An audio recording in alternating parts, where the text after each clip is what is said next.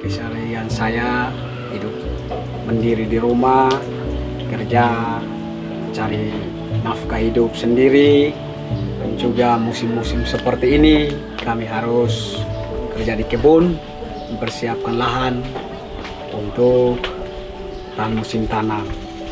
Dan ketika ada kegiatan-kegiatan di kantor desa, kami juga diundang untuk ikut rapat, dan juga mungkin pertemuan-pertemuan keluarga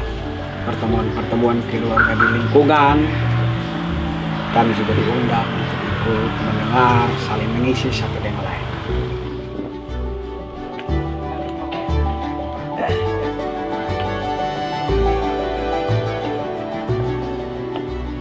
Desa Enoni itu dia ada di Kecamatan Amarasi, Kabupaten Kupang. Nah, Desa Enoni itu terbentuk tahun 1968 ketika pembentukan desa-desa Gaya Baru. Desa Enoni salah satunya.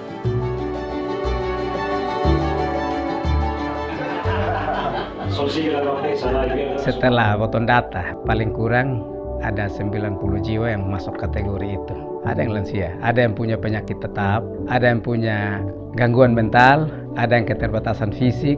Fisik ini sumum.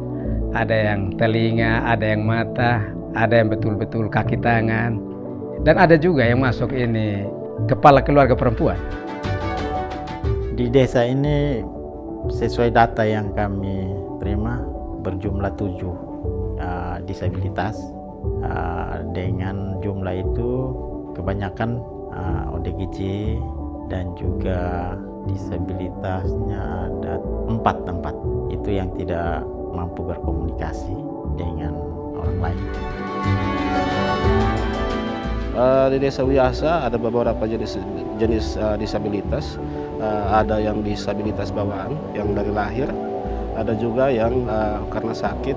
Pemahaman kami sebagai kepala desa, misalnya ada yang beberapa di Desa Wiyasa itu ada yang kena penyakit gula atau diabetes, dilakukan amputasi. Ada beberapa masyarakat yang amputasi kaki, itu kami masukkan dalam kategori disabilitas. Jadi di Desa Wiyasa itu ada tersebar 5 dusun, itu ada setiap dusunnya itu mempunyai orang disabilitas. Terkait dengan perdes kewenangan ini, dalam keterlibatannya dengan pemerintah, itu memang sangat penting. Karena itu menjadi pegangan kami pemerintah untuk bisa menjalankan fungsi pelayanan. Pandangan kami pemerintah Desa Wiyasa sebelum lahir beberapa perdes, kami berpikir bahwa seharusnya ada dulu kewenangan yang dimana desa punya keleluasan untuk membuat perdes-perdes berikutnya. Jadi perdes kewenangan desa itu menjadi pintu untuk masuk ke perdes-perdes lain.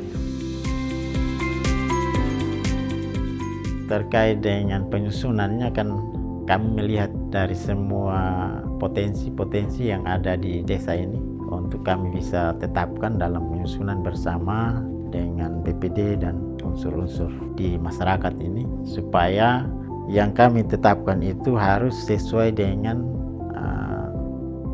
yang diusulkan oleh masyarakat, dicatat di situ untuk menjadi aturan untuk dilakukan nanti. Keterlibatan KPD dalam penyusunan perdes kewenangan desa ini, kami juga turut diundang. Kemudian di dalamnya termasuk kelompok rentan juga waktu itu mereka juga pernah hadir.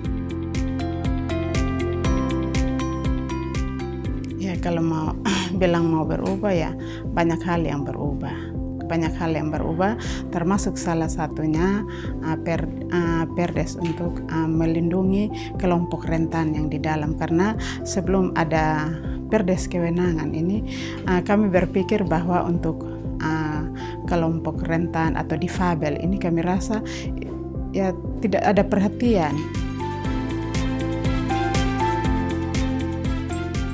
Kalau mau berbicara tentang perdes inklusif juga, saya rasa itu cukup baik, cukup menolong kami dalam desa. Karena kalau inklusif ini tidak ada, berarti sepertinya kami raba-raba saja. Tapi karena sudah ada ini dan di dalamnya sudah ada perdes kewenangan yang di dalamnya melibatkan semua, maka kami ya bisa jalan sesuai dengan apa yang sudah tertuang dalam perdes kewenangan.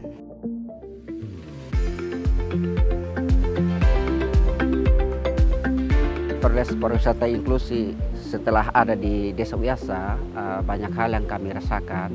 Yang pertama, setiap musyawarah-musyawarah di tingkat desa itu menyangkut perencanaan itu sudah berubah karena semua elemen sudah disampaikan dan mengikuti proses musyawarah tersebut. Kalau tahun-tahun kemarin sebelum ada perdes tersebut, maka undangannya hanya sekedar sampai kepada tingkat aparatur desa. Tapi dengan adanya perdes ini, semua elemen masyarakat sudah dilibatkan, baik itu kepala keluarga perempuan, disabilitas, dan unsur lainnya. Perdes wisata ini bisa membantu ekonomi yang ada di Desa Wiasa juga untuk bisa mempromosikan wisata yang ada di Desa Wiasa juga untuk dikenal oleh masyarakat luas, khususnya di luar Pulau Semau, dan juga bisa bermanfaat lebih khususnya untuk kami masyarakat yang tinggal di Desa Wiasa. Ada banyak hal yang bisa didapati oleh desa ketika dia punya perdes kewenangan. Yang paling pertama itu bahwa dia sudah punya satu payung hukum, pedoman produk hukum di desa yang menjadi landasan desa, baik pemerintah dan masyarakat dalam melaksanakan seluruh program kegiatan mereka. Itu landasan hukum bagi mereka. Kemudian juga dengan adanya perdes kewenangan, maka desa bisa mengelola sumber daya yang ada. Mereka bisa mengelola sumber daya yang ada sesuai kewenangan yang diberikan. Jadi memang ini pengalaman ya, ini cerita dari pengalaman. Sejak dulu ini kita anggap orang kaum difabel ini punya keterbatasan toh, sehingga kacamata kami ya, pengamatan kami itu dulu itu kurang tersentuh. Kok ini orang terbatas begini, kita libatkan dengan segala keterbatasan, termasuk sentuhan pemberdayaan. Nah, kita tidak pikirkan apa yang potensi yang dimiliki oleh kaum yang tadi itu, kaum difabel. Jadi setelah kita pikirkan kalau memang kaum difabel ada nih, apa yang mereka bisa kerjakan.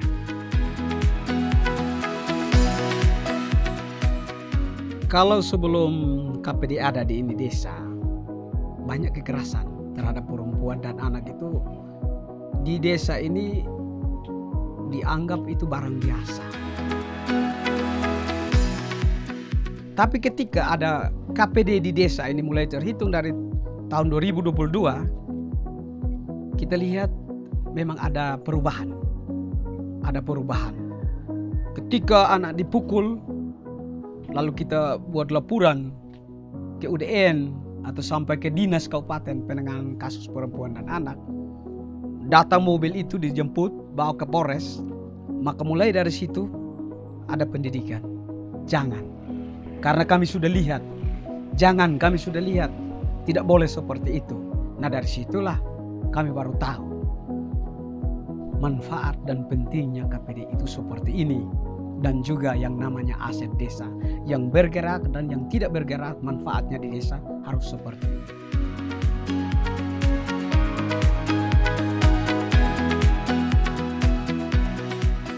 Yang kami harapkan itu nanti dari desa